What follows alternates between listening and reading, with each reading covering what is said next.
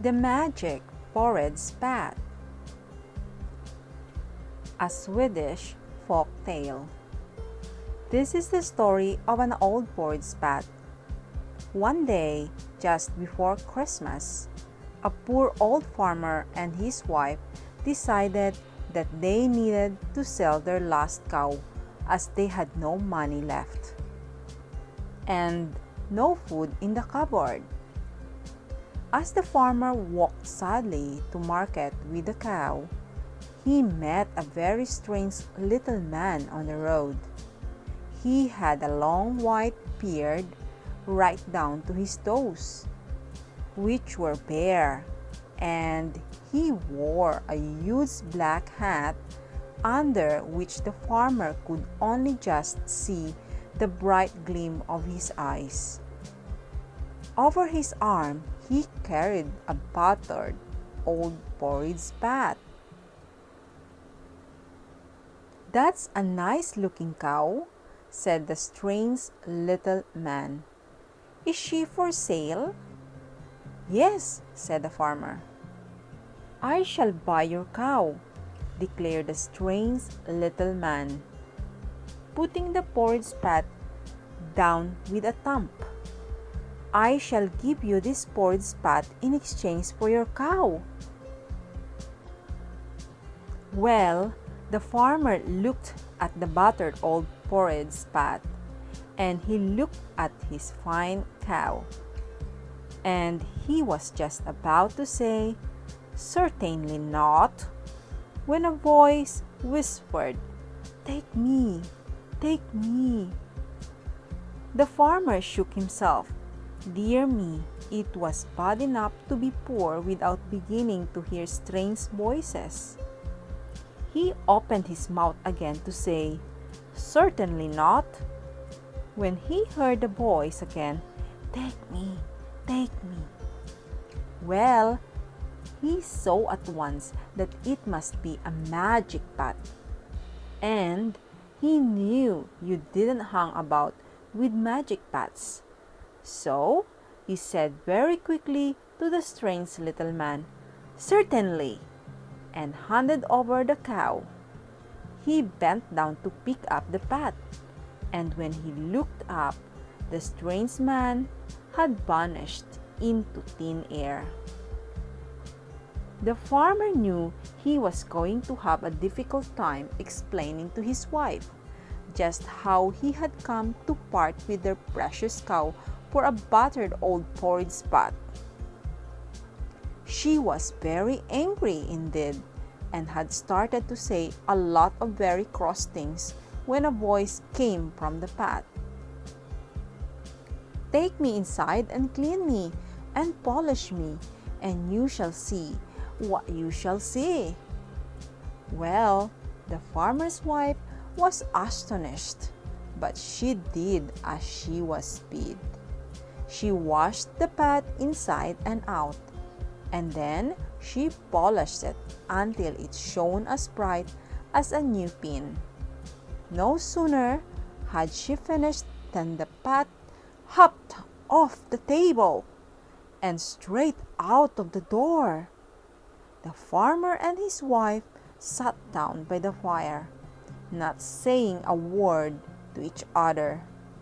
They had no money, no cow, no food, and now it seemed they didn't even have their magic pot.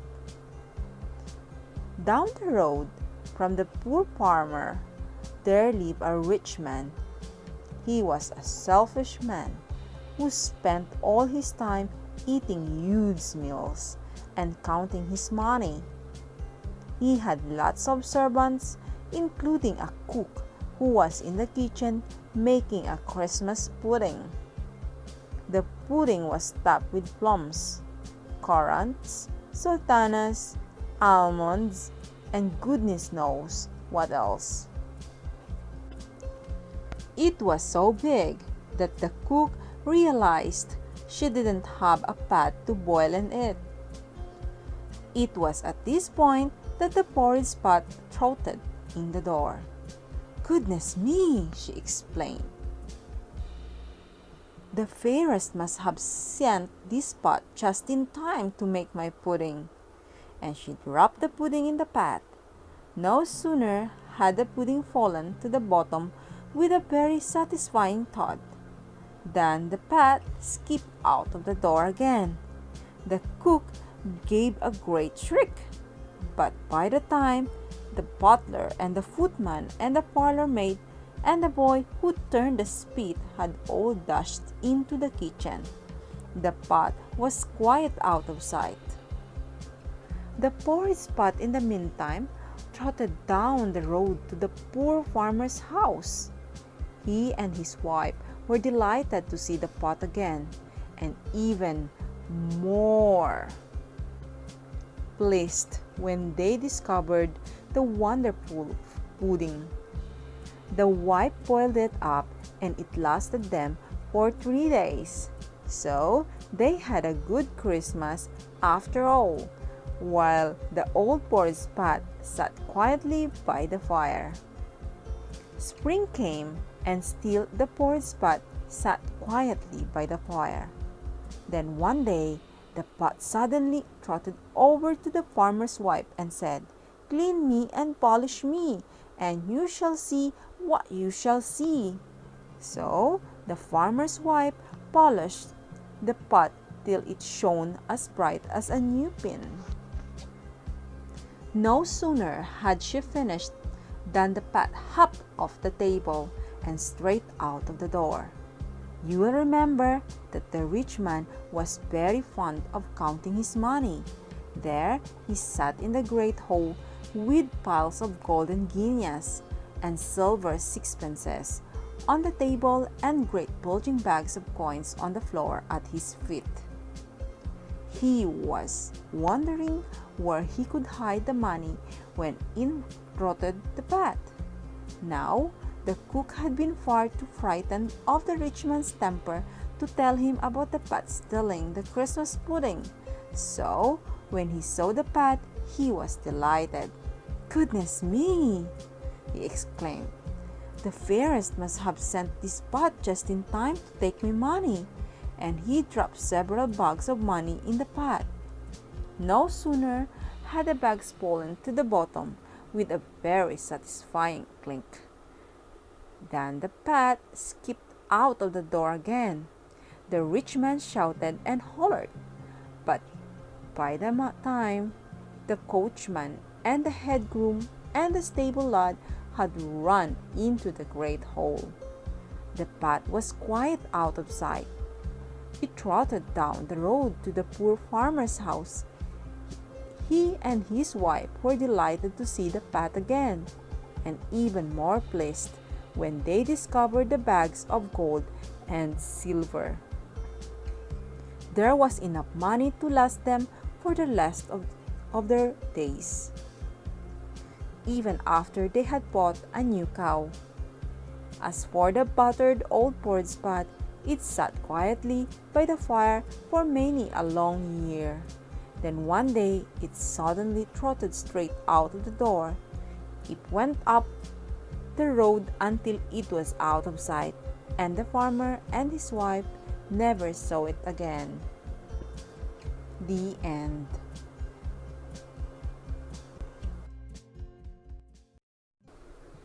The 12 Dancing Princesses. A retelling from the original story by the brothers Grimm. The king was very puzzled. He had 12 daughters, each one as beautiful as the moon and the stars, and he loved them above all the riches in his kingdom. But every morning, the princess would appear yawning and bleary-eyed and with their shoes worn quite through. Every evening, the king would kiss them goodnight and lock the door behind him. So, how did they get out? And where did they go?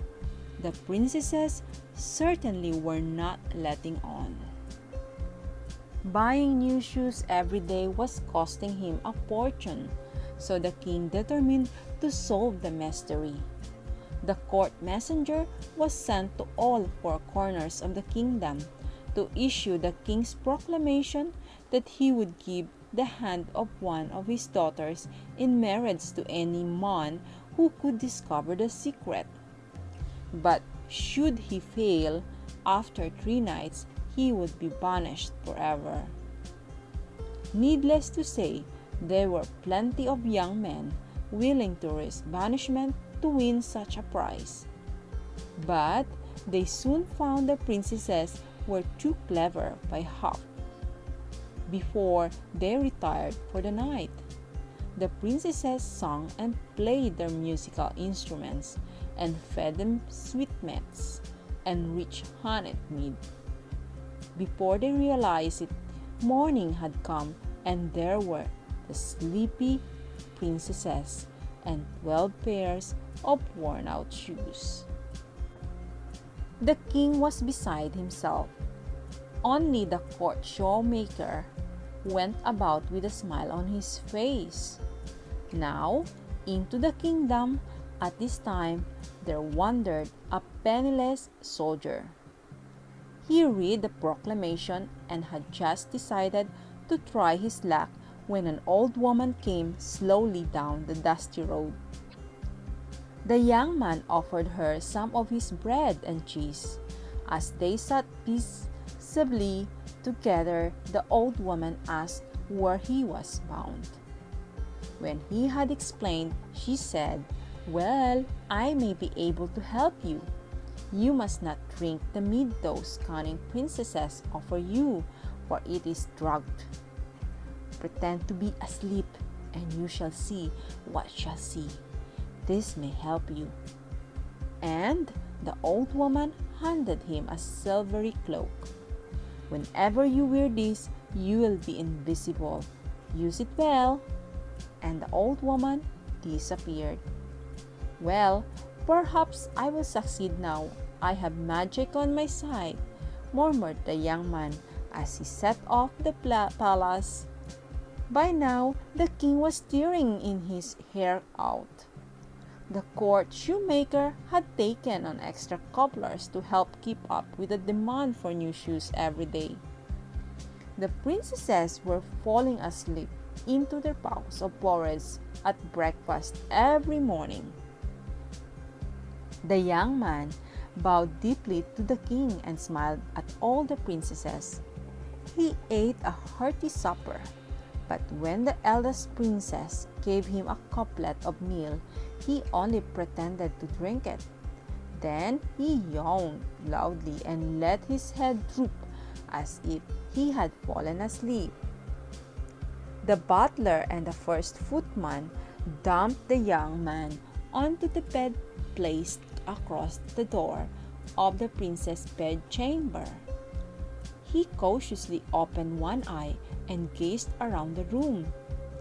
The princesses were putting on gorgeous velvet and brocade dresses, and rings and necklaces. They giggled and whispered as they brushed their hair, powdered their faces, and then pulled on the brand new jeweled slippers that the shoemaker had only delivered a few hours earlier. The eldest princess clapped her hands 3 times. A trapdoor opened up in the floor, and they all swiftly descended down a steeply curving staircase.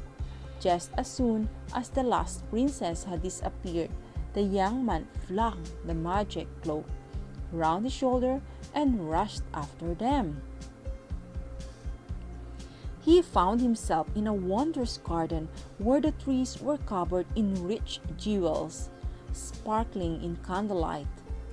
Musicians played whirling tunes, and he saw all the princesses dancing with the most handsome prince. The young man was spellbound, but he managed to keep his wits about him. He reached up and broke off a branch from one of the jeweled trees and hid it under his cloak. Then he ran back and lay down on his bed as though he had never stirred. So it happened on the second and the third nights. It was with a weary voice that the king asked the young man at breakfast on the fourth day if he had found out where the princesses went at night. The king sat up very quickly when the young man told his tale and produced the branches from the trees. The king was delighted, and the young man chose the youngest sister of his bride, and they all lived happily ever after. Except, of course, the court shoemaker, who always made the young man's shoes just a little too tight, so they pinched. The end. The Elves and the Shoemaker, a retelling from the original story by the Brothers Grimm. There was a time when everyone believes in elves. The shoemaker and his wife in this story certainly did. The shoemaker worked very hard indeed from morn to night. The shoes he made were of the finest leather and was good with his hands. But business was slow. One night he found he only had enough leather left for one more pair of shoes. With a heavy heart, he cut the leather carefully and left the pieces ready on his workbench to sew the next morning. He blew out the candle and crossed the yard from his little shop into the house. "Wife, I do not know what we shall do. I have just cut out the very last piece of leather in the shop," he said sadly. "Don't be too gloomy, husband," said his wife, with a tired smile. "Perhaps you will be able to sell this last pair of shoes for a fine price. Wait and see what tomorrow brings." The next day, the shoemaker was up early as usual. When he pulled back the shutters in the shop, you can imagine his surprise when he saw not pieces of leather ready to sew on the bench, but a fine pair of ladies' shoes with delicate pointed toes. The stitching was so fine you would think it had been done by mice. He put the shoes in the window of the shop, and before long a rich merchant came in and bought the shoes for his new wife, paying the poor shoemaker double the usual price. The shoemaker was delighted at this turn in his fortunes and bought enough leather to make 2 new pairs of shoes. Once again, he cut the leather carefully and left the pieces ready on his workbench to sew to the next morning. The next day, the shoemaker was up even earlier than usual. His wife came with him as he went into the shop and pulled back the shutters. "Oh, husband," she gasped, for there on the bench stood 2 pairs of the finest shoes she had ever seen. There was a green pair with red heels and pair so shiny and black. The shoemaker could see his face in them. He put the shoes in the window, and very quickly in came a pot who bought the green pair with red heels, and not far behind him there was a person who bought the shiny black pair, and both paid him a great deal of money for the splendid shoes with stitching so fine you would think it had been done by mice. This continued for many days. The shoemaker would buy new leather and leave the pieces cut ready on his bench at night, and when he came back in the morning, there would be the most exquisite shoes. The shoemaker's reputation spread, and his shop was soon full of customers anxious to buy his special shoes. Before long, the shoemaker and his wife were no longer poor, but they still lived simply, as they had little wish for the luxuries of life. It was enough to be happy and healthy. One day, the wife said, "Husband, I think we must see who it is who has given us this great good fortune, so we may thank them." The shoemaker agreed. So that night, after laying out the cat leather pieces and blowing out the candle, he and his wife hid behind the door at the shop.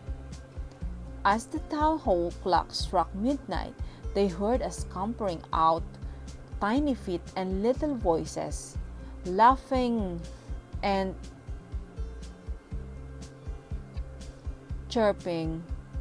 Two tiny elves slid out from behind the skirting board and climbed up into the bench, where they were soon hard at work stitching away with the tiny stitches that were so fine they might have been done by mice. The elves sang as they stitched, sitting cross-legged on the bench. But oh, they looked poor, their trousers were ragged, their shirts were threadbare, and their poor feet looked frozen as they had neither socks nor shoes. In twinkling of an eye, all the leather was used up, and there on the bench stood many pairs of shoes. The elves slipped away, laughing as they went. Nice song. The shoemaker and his wife looked at each other, and they both decided to reward the little craftsman. The next day, the shoemaker took some scraps of green and yellow leather, and with the tiniest stitches possible, he made two little pairs of boots, yellow with green heels. The wife took her sewing basket and some scraps of cloth, and with the tiniest stitches possible, made two little pairs of red velvet trousers and two smart green jackets with shiny silver buttons. Then she knitted two little pairs of yellow socks with the tiniest stitches possible. That night the shoemaker did not cut any leather. Instead, he laid out the clothes and the boots with the socks, and once again he and his wife hid behind the door at the shop. As the town hall clock struck midnight, they heard a scampering of tiny feet and little voices laughing.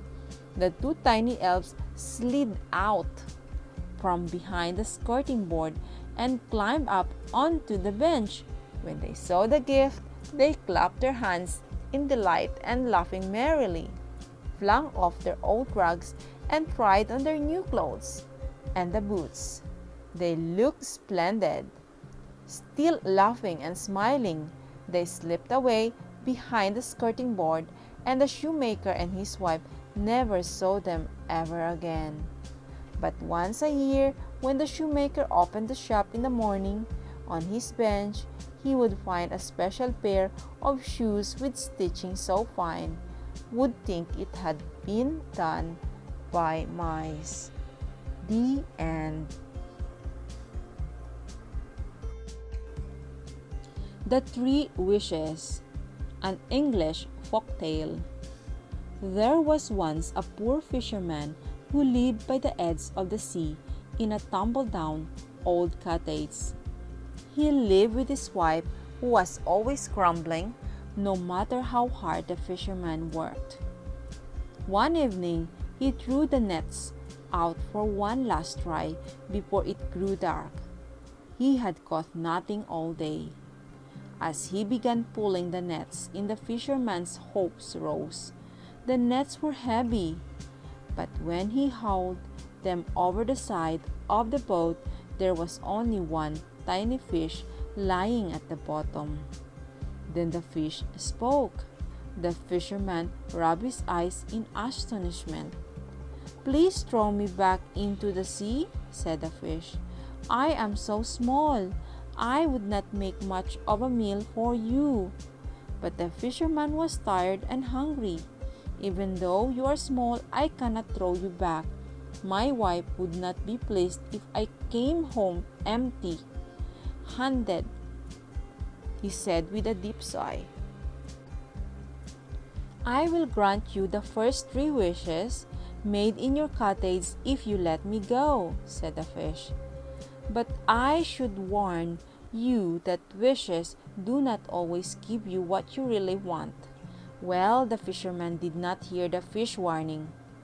All he heard was the bit about 3 wishes, and he thought the finally scrambling wife would have whatever she wanted. So he carefully untangled the tiny fish from the nets and placed it back in the sea. With a flick of its tail, the fish disappeared, deep, deep underwater. The fisherman ran all the way home and in great excitement told her all about the tiny fish. But instead of being pleased, she just shouted at him as usual. "Trust you to believe such a thing! Who ever heard of a talking fish? You must be daft, husband." And she slammed down a plate of dry bread and rind of cheese in front of the poor fisherman. "I wish this was a plate of fine sausages. I am so hungry," said the fisherman wistfully. No sooner were the words of his mouth than there was a wonderful smell, and there in the front of him was a plate of sizzling sausages. He was delighted and reached for his knife, when his wife yelled at him, "Why couldn't you have wished for something better? We could have had chest of gold and fine clothes." And this from the woman who had refused to believe his story only a few moments before. "You stupid fool! I wish the sausages were at the end of your nose." There was a ghastly silence as the wife looked at her poor husband. Hanging from the end of his nose was a great string of sausages. The fisherman remembered what the fish had said. The first 3 wishes made in the cottage. The fisherman and his wife pulled and pulled at the sausages, but it was no good. They were stuck fast. There was nothing for it. They would have to use the last wish. "I wish the sausages would disappear," said the fisherman sadly, and they did in a flash. So there they sat, the fisherman and his grumbling wife. No delicious supper of sizzling sausages, and much worse, no magic wishes. The fisherman never caught the tiny fish again. As far as I know, his wife never stopped grumbling. Wishes do not always give you what you really want. The end. The 3 Wishes, an English folktale. There was once a poor fisherman who lived by the edge of the sea in a tumble-down old cottage. He lived with his wife, who was always grumbling, no matter how hard the fisherman worked. One evening, he threw the nets out for one last try before it grew dark. He had caught nothing all day. As he began pulling the nets in, the fisherman's hopes rose. The nets were heavy, but when he hauled them over the side of the boat, there was only one tiny fish lying at the bottom. Then the fish spoke. The fisherman rubbed his eyes in astonishment. "Please throw me back into the sea," said the fish. "I am so small. I would not make much of a meal for you." But the fisherman was tired and hungry. "Even though you are small, I cannot throw you back. My wife would not be pleased if I came home empty-handed," he said with a deep sigh. "I will grant you the first 3 wishes made in your cottage if you let me go," said the fish. "But I should warn you that wishes do not always give you what you really want." Well, the fisherman did not hear the fish warning. All he heard was the bit about 3 wishes, and he thought the finally scrambling wife would have whatever she wanted. So he carefully untangled the tiny fish from the nets and placed it back in the sea. With a flick of its tail, the fish disappeared, deep, deep underwater. The fisherman ran all the way home and in great excitement told her all about the tiny fish. But instead of being pleased, she just shouted at him as usual. "Trust you to believe such a thing! Who ever heard of a talking fish? You must be daft, husband." And she slammed down a plate of dry bread and rind of cheese in front of the poor fisherman. "I wish this was a plate of fine sausages." "I am so hungry," said the fisherman wistfully. No sooner were the words of his mouth than there was a wonderful smell, and there in the front of him was a plate of sizzling sausages. He was delighted and reached for his knife, when his wife yelled at him, "Why couldn't you have wished for something better? We could have had chest of gold and fine clothes." And this from the woman who had refused to believe his story only a few moments before. "You stupid fool! I wish the sausages were at the end of your nose." There was a ghastly silence as the wife looked at her poor husband. Hanging from the end of his nose was a great string of sausages. The fisherman remembered what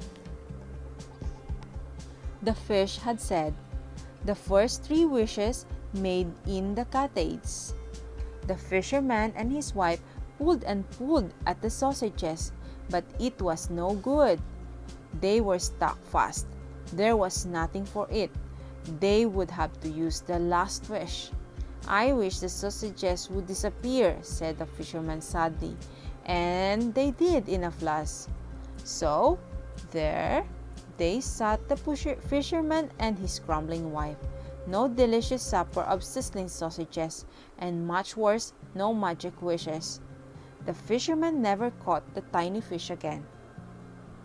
As far as I know, his wife never stopped grumbling. Wishes do not always give you what you really want. The end. The Ugly Duckling. The mother duck was waiting for her eggs to hatch. Slowly, the first shell cracked, and first a tiny bill, and then a little yellow wing appeared. Then with a great rush, a bedraggled yellow duckling fell out. He stretched his wings and began to clean his feathers. Soon he stood proudly beside his mother, watching as his sisters and brothers all pushed their way out of their shells. There was once only one shell left. It was the largest, and the mother duck wondered why it was taking so much longer than the others. She wanted to take her babies down to the river for the first swimming lesson. There was a sudden loud crack, and there lay quiet the biggest and ugliest duckling she had ever seen. He wasn't even yellow.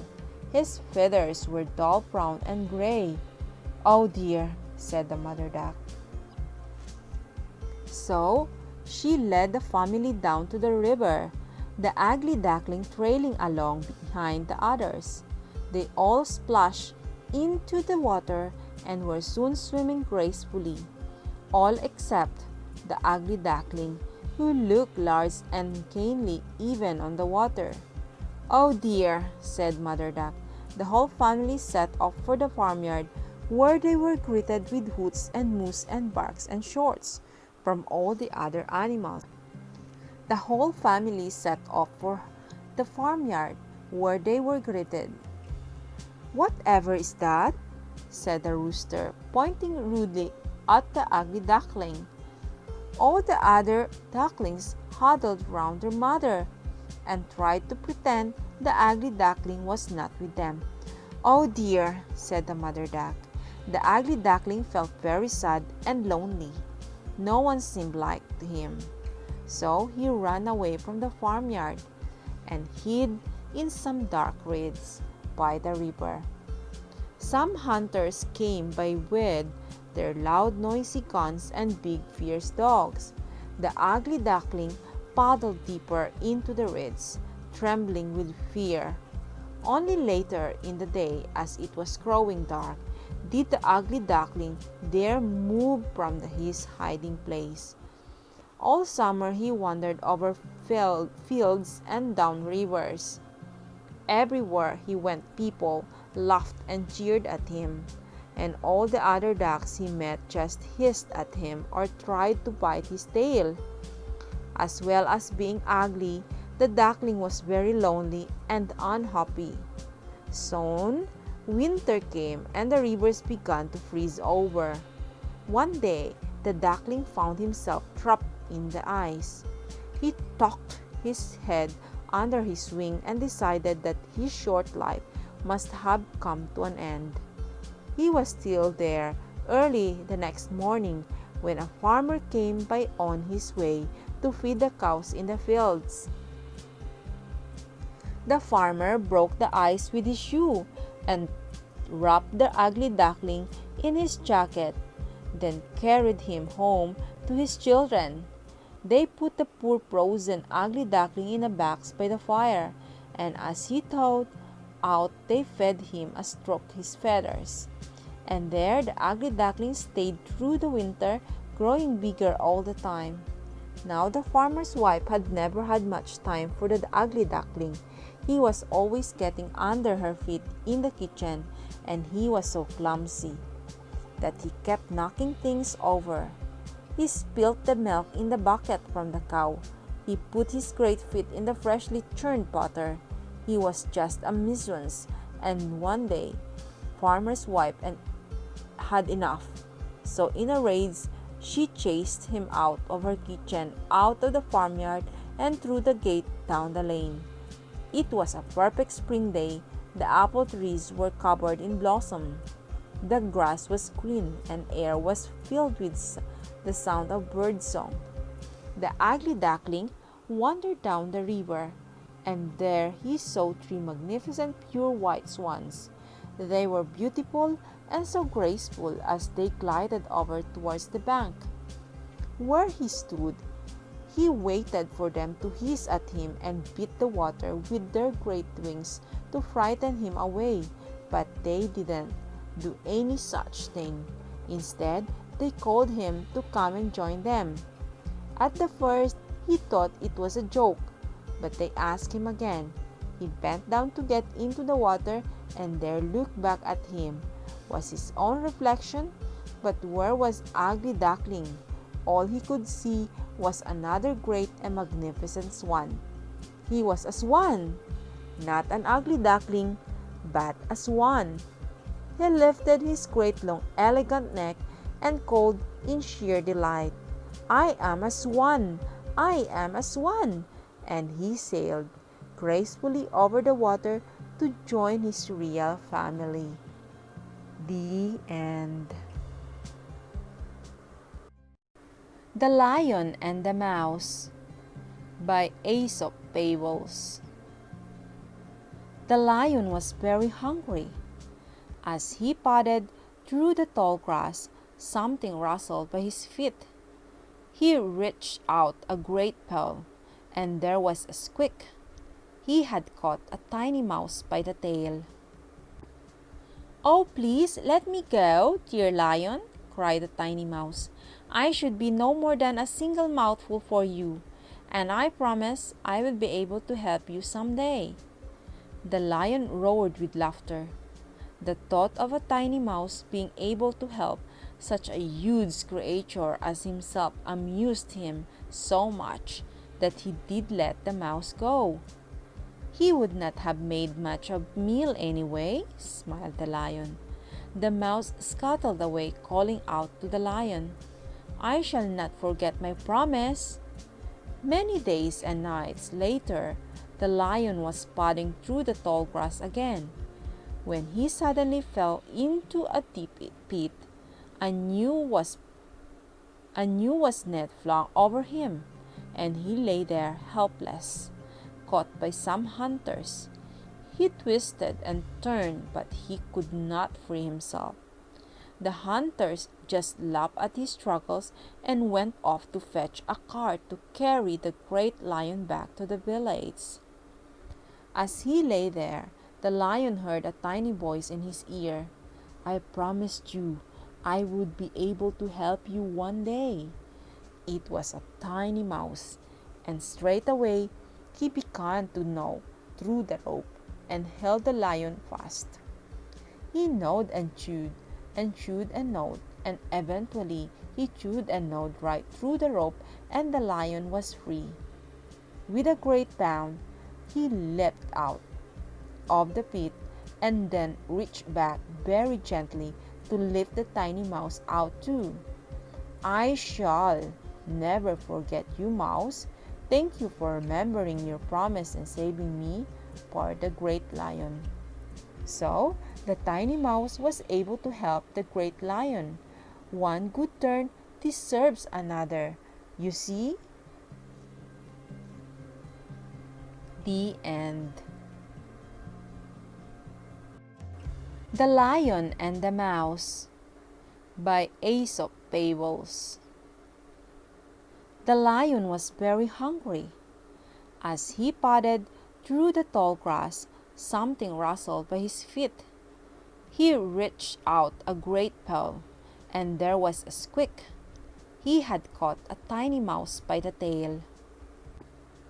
"Oh, please let me go, dear lion," cried the tiny mouse.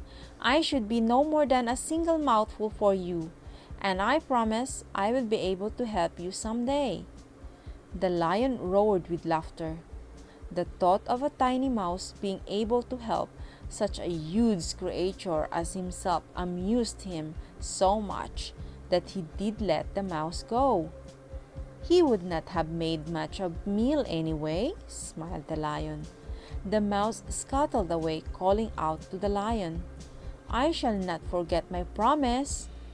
Many days and nights later, the lion was padding through the tall grass again, when he suddenly fell into a deep pit.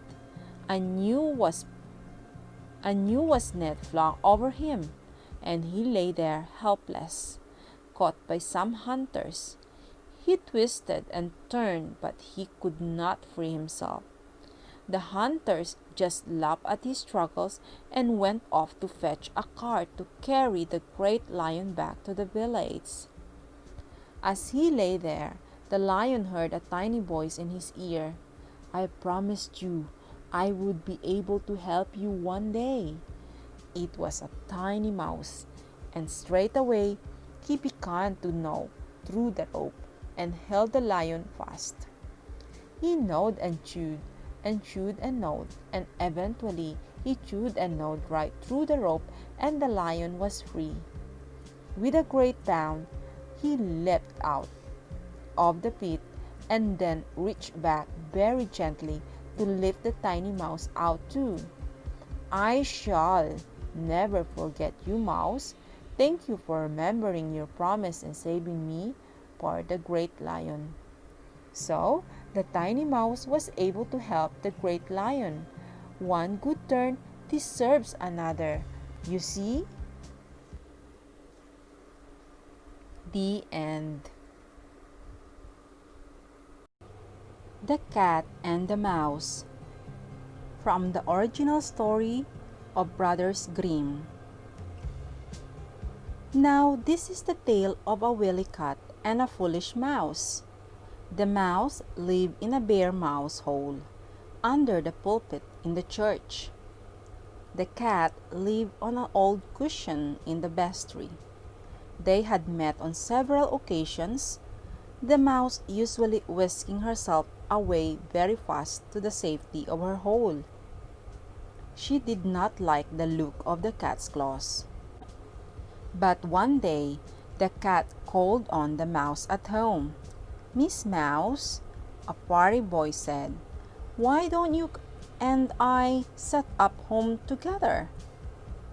We could live in the bell tower and look after each other. We could share our food too."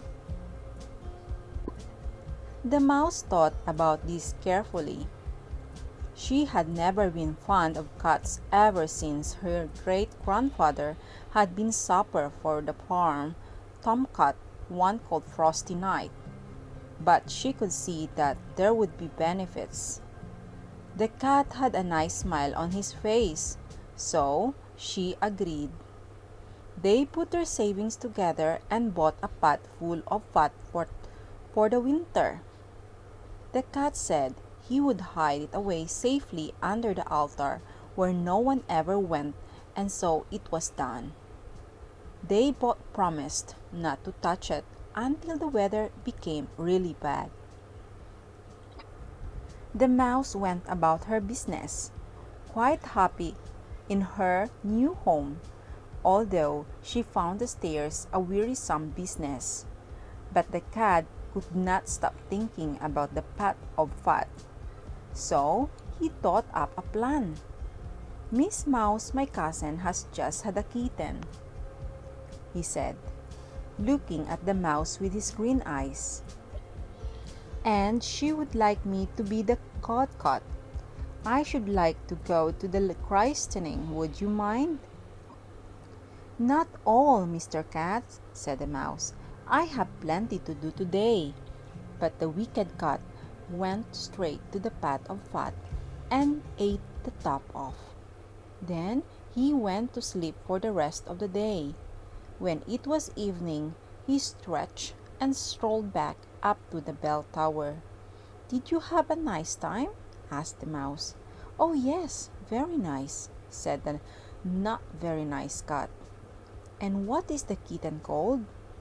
"Top off," replied the cat. "Top off?" asked the mouse.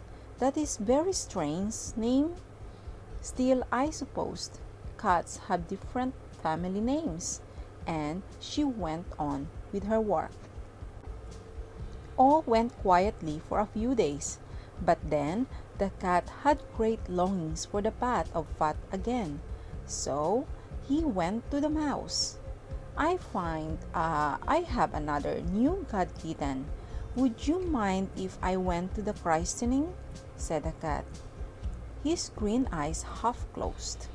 "Another god kitten?" said the mouse. My, you do have a big family." And the beastly cat slunk off and ate up half the pot of fat. When he sauntered back up the stairs that night, the mouse was waiting. "Well, how did it all go?" she said. "What is this kitten to be called?" "Half empty," replied the cat. "Half empty?" said the mouse.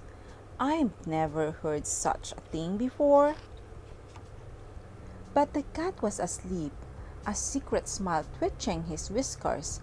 Well, as you can imagine, it was not long before that greedy cat wanted some fat again. "Miss Mouse, just imagine! I have yet another cat kitten. I should really go to this christening too," said the cat. Miss Mouse thought it all very strange, but she was a kindly creature, so she waved the cat off to yet another christening. The cat, of course, just scuttled downstairs, slid under the altar, and licked the pot of fat quietly clean.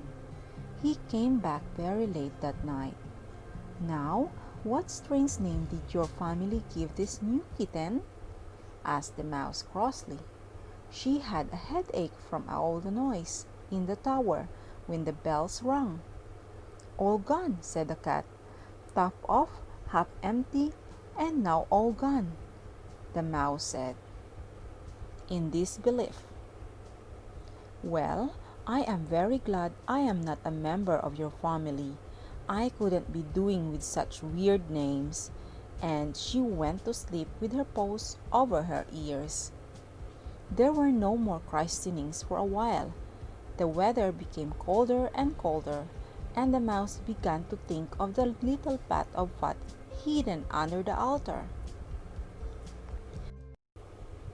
"Mr. Cat," she said one frosty morning, "I think it is time we collected our pot of fat. I am looking forward to a lick." "We will see about that," thought the cat, but he padded downstairs behind the mouse. She reached under the altar and brought out the pot. But, of course, when she looked, it was all empty. "What a foolish mouse I have been!" she cried. "Now I see what a wicked cat you have been, top up, half empty, and all gone indeed." "Such is the way of cats," said the greedy cat, and he put out a paw to grab Mouse, but she was too quick for him and dived back into her dear little mouse hole under the pulpit. Never again did she trust cats, ever, ever. Goldilocks and the Three Bears. The original tale by Andrew Lang. Once upon a time, there was a little girl called Goldilocks, who lived in the middle of a great forest with her mother and her father. Now, ever since she was tiny, her mother had told her she must never ever wander off into the forest, for it was full of wild creatures, especially bears. But as Goldilocks grew older, she longed to explore the forest. One wash day, when her mother was busy in the kitchen, hidden in clouds of steam, Goldilocks sneaked off down the path that led deep into the forest. At first, she was happy, looking at the wildflowers and listening to the birds singing, but it did not take long for her to become hopelessly lost. She wandered for hours and hours, and as it grew darker, she became frightened. She started to cry, but then she saw a light shining through the trees. She rushed forward, sure she had somehow found her way home, only to realize that it was not her own cottage that she was looking at. But she opened the door and looked inside. On a scrubbed wooden table, there were 3 bowls of steaming hot porridge, a big one, a middle-sized one, and little one. Goldilocks was so tired that she quite forgot all her manners and just sat down at the table. The big bowl was too tall for her to reach. The middle-sized bowl was too hot, but the little one was just right. So she ate all the porridge up. By the warm fire, there were 3 chairs, a big one, a middle-sized one, and a little one. Goldilocks couldn't climb up into the big one. The middle-sized one was too hard. The little was just the right size, but as soon as they sat down, it broke into pieces. Goldilocks scrambled to her feet and then noticed there were steps going upstairs. There she found 3 beds, a big one, a middle-sized one, and little one. The big bed was too hard. The middle-sized one was too soft. But the little one was just right, and she was soon fast asleep. The cottage belonged to 3 bears, and it was not long before they came home. They knew at once that someone had been inside. Father Bear growled, "Who has been eating my porridge?" Mother Bear grumbled, "Who has been eating my porridge?" And Baby Bear gasped, "Who has been eating my porridge and has eaten it all up?" The bears looked round the room. They looked at the chairs by the warm fire. Father Bear growled, "Who has been sitting in my chair?" Mother Bear grumbled, "Who has been sitting in my chair?" And Baby Bear gasped, "Who has been sitting in my chair and has broken it to bits?" The bears all clumped upstairs. They looked at 3 beds. Father Bear growled, "Who has been sleeping in my bed?" Mother Bear grumbled, "Who has been sleeping in my bed?" And Baby Bear gasped, "Who has been sleeping in my bed and is still there?" Suddenly, Goldilocks woke up. All she could see was 3 very cross-looking bears. She jumped off the bed, ran down the stairs, and out of the door she ran and ran, and by good fortune found herself outside her own cottage. Her mother and father scolded, but then gave her lots of hugs and kisses, and a big bowl of soup.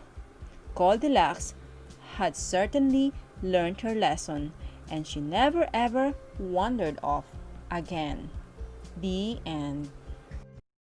Sleeping Beauty, a retelling from the original tale by Charles Perrault.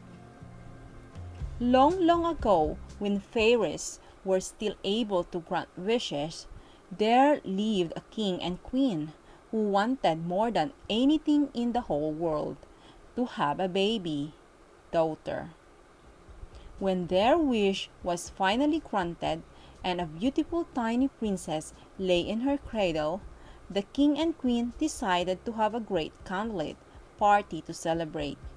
They invited the 12 most important fairies in the land and a great many other people besides, as well as the thousands of glittering candles. There were golden tables piled high with all kinds of delicious food, and the royal orchestra played their most cheerful tunes. The 12 fairies all lined up to present their christening gifts to the tiny princess. Their gifts were those that only a fairy can give: beauty, kindness, grace, honesty, and like. The princess smiled happily in her cradle as one by one the fairies tiptoed up. The 11th fairy had just promised the princess a sweet singing voice, when there was a great roll of thunder and all the candles flickered out. There stood quiet the most wicked fairy anyone had ever seen. She was dressed all in black. Her long straggly hair was black, and her eyes, glittering in rays, were as black as the crow's feathers. Her voice are like a saw as she screeched, "How dare you not invite me to the party? I do have a gift for the little princess." And she smiled a not very nice smile. "Because you have forgotten me, my gift is that when the princess is 16, she shall prick her finger on a spindle and die." And with a horrid laugh, "Ho ho ho ho ho ho," the wicked fairy disappeared with another clap of thunder. As the candles were hastily relit, everyone started talking at once. Then a quiet voice was heard over all the hubbub. It was the 12th fairy.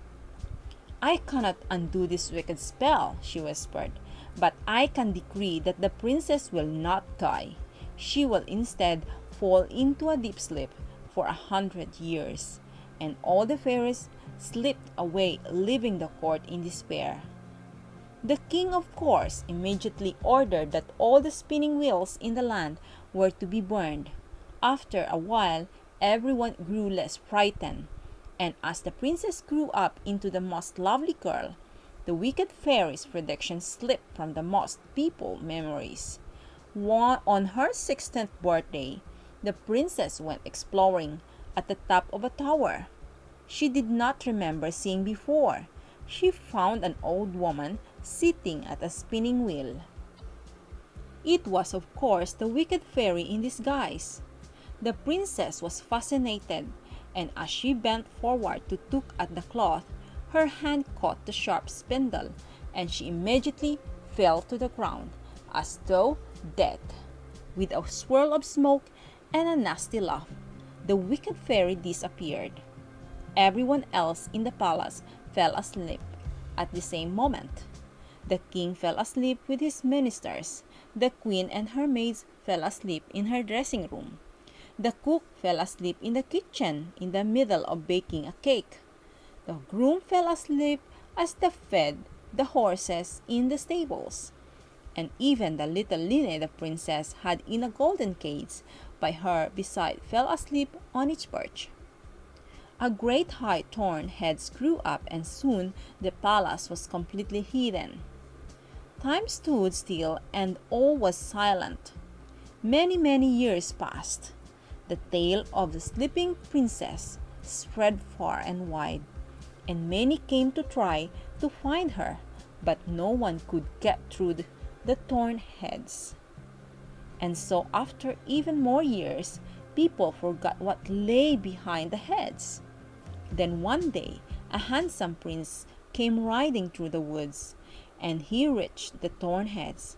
Thousands of pink roses burst into bloom. The prince walked forward, and a path appeared leading through the heads towards the palace. It was 100 years to the day since the princess had pricked her finger. The prince was astonished by the sight that met his eyes. People lay asleep, frozen in the midst of whatever they had been doing when the spell caught them. The prince climbed the tower, and there he found the princess looking as lovely as ever. He bent over and kissed her, and immediately the spell was broken. The king and his ministers carried on just where they had felt. The queen chose which dress she wanted to wear, and the maids brushed her hair.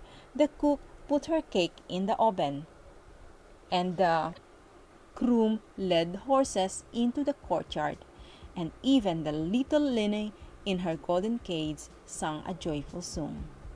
As for the princess, well, she and the prince had fallen in love with each other on the spot, and were married the very next day.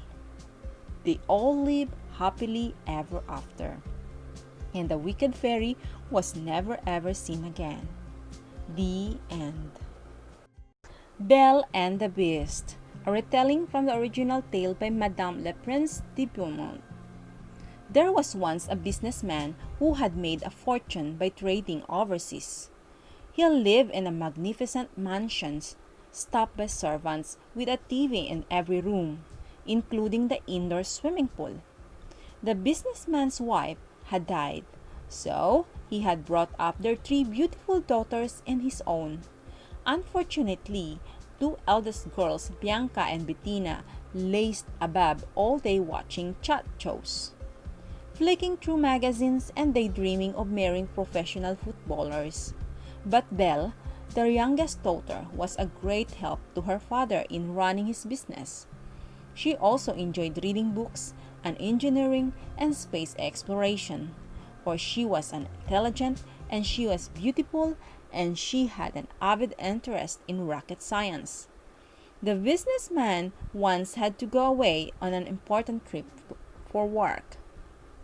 "Don't forget to bring us back some jewelry," yelled Bianca, "and some perfume," bellowed Bettina. "Is there nothing you would like, darling?" the businessman asked Belle. Belle thought for a while. "Just a beautiful rose, please, Daddy." She smiled. "That's my girl," the businessman said, and gave a cheery wave as he drove away. But when the businessman finally returned, he was downcast and empty-handed. "I'm afraid your dear old dad has had it," the businessman explained. "I was on my way back last night, but it was dark and raining, and somehow I got completely lost in the middle of nowhere. The only house for miles around was a spooky old mansion, and I went to ask for help. The lights were on, the front door was open, but nobody seemed to be at home. I thought it was very strange, but I was so desperate that I crept inside and stayed the night. Early this morning, as I was hurrying off through the grounds, I stopped to pick a rose for Belle." "Stop, Tip!" someone roared. "This is my house, and those are my roses. Is this how you repay my hospitality? I am going to kill you." The man who came striding towards me was uglier than a monster in a film. He had a hairy face and bloodshot eyes, a snub for his nose, and teeth like fangs. His hands were clawed and his body huge and hooking. I realized that she was a pest, deadly serious. So I fell on my knees in terror and begged for mercy. I will give you 3 months to say goodbye to everyone, he growled. After that, you must return here to die, unless you have a daughter who is willing to come in your place and live here with me forever. Bianca and Bettina stood gawping in horror. "Oh, Daddy," they wailed. "Who is going to look after us when you're gone?" "Don't worry, Daddy," Belle comforted her father. "I can't let you die. I will go instead of you." "Belle, you will do nothing of that kind," her father protested. "You haven't seen this guy." "I don't care," said Belle, resolutely sticking out her chin. And nothing Belle's father could say would make her change her mind. "If you sneak off without me, I shall just follow you," was her final word on the subject. So 3 months later, the broken-hearted businessman accompanied his brave daughter to the door of the youth's lonely mansion and kissed her for the last time. He could hardly see through his tears as he turned and walked away. "Right," Belle said to herself firmly, though her bottom lip was trembling. "Let's find the library. Maybe it has a good science section."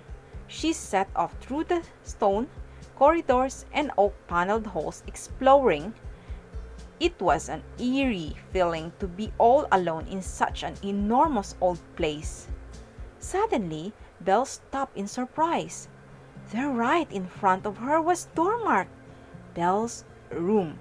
She put her hand on the iron handle and gently pushed.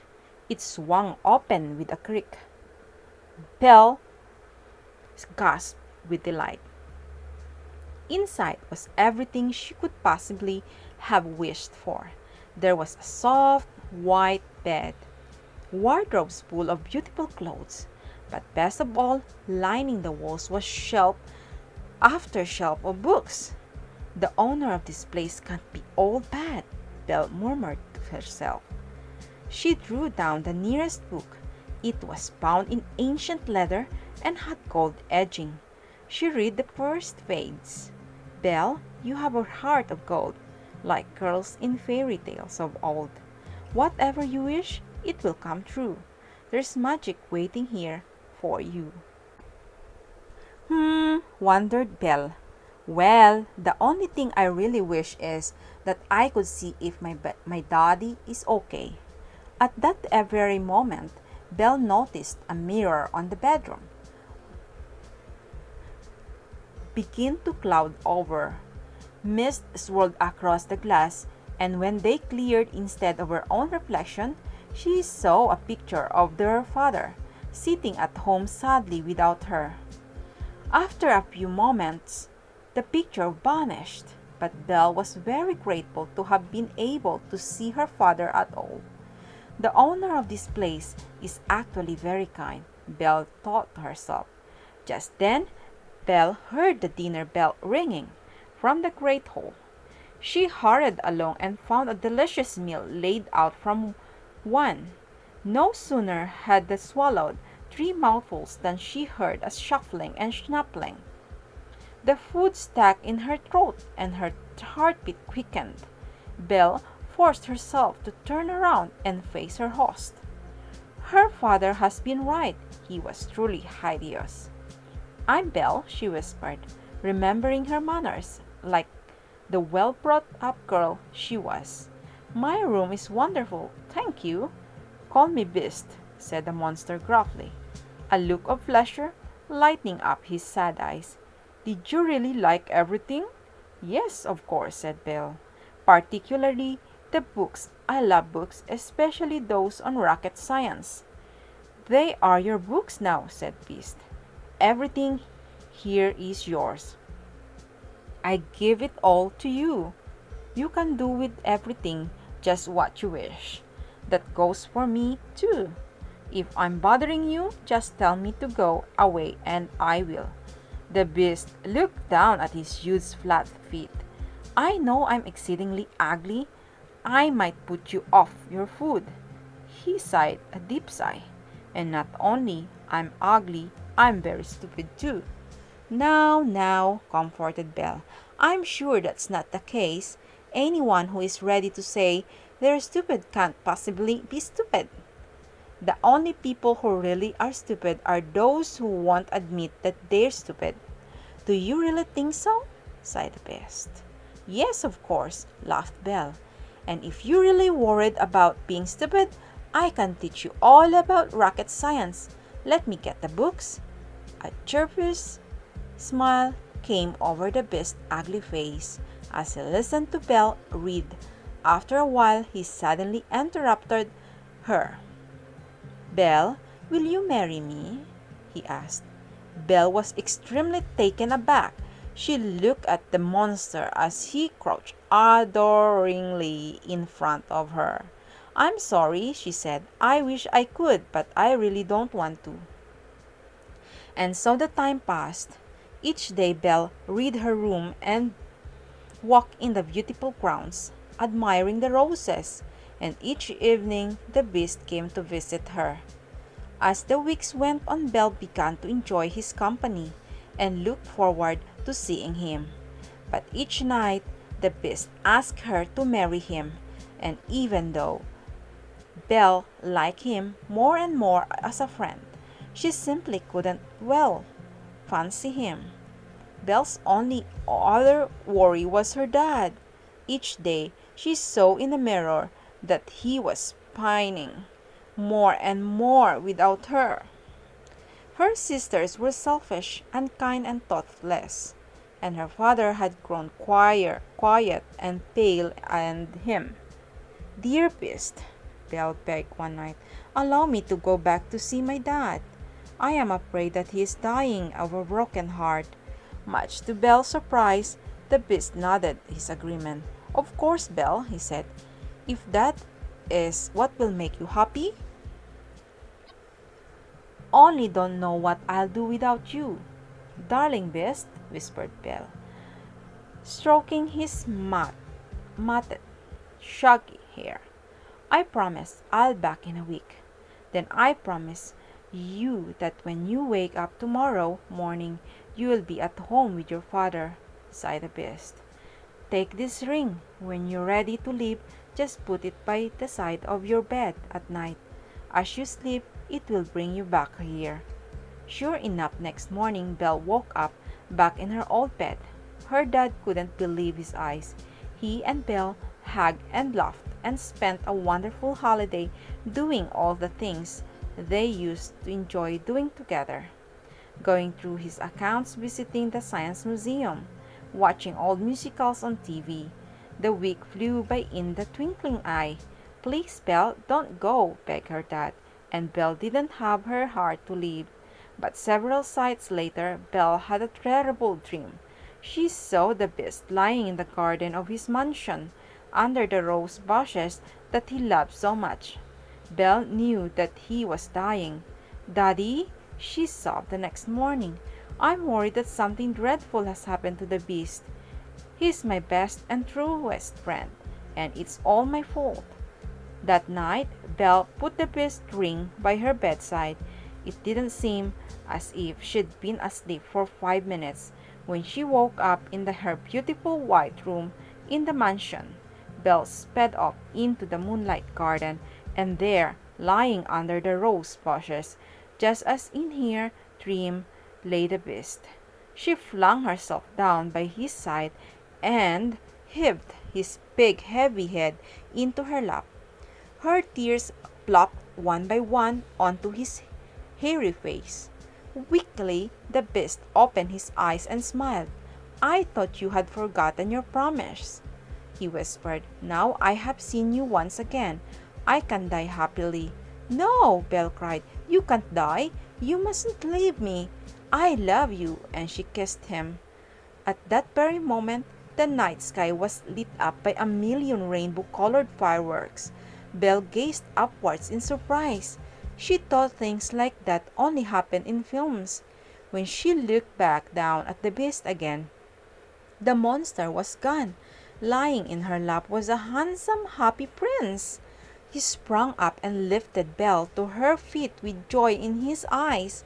My darling Belle, he told her, thank you for setting me free.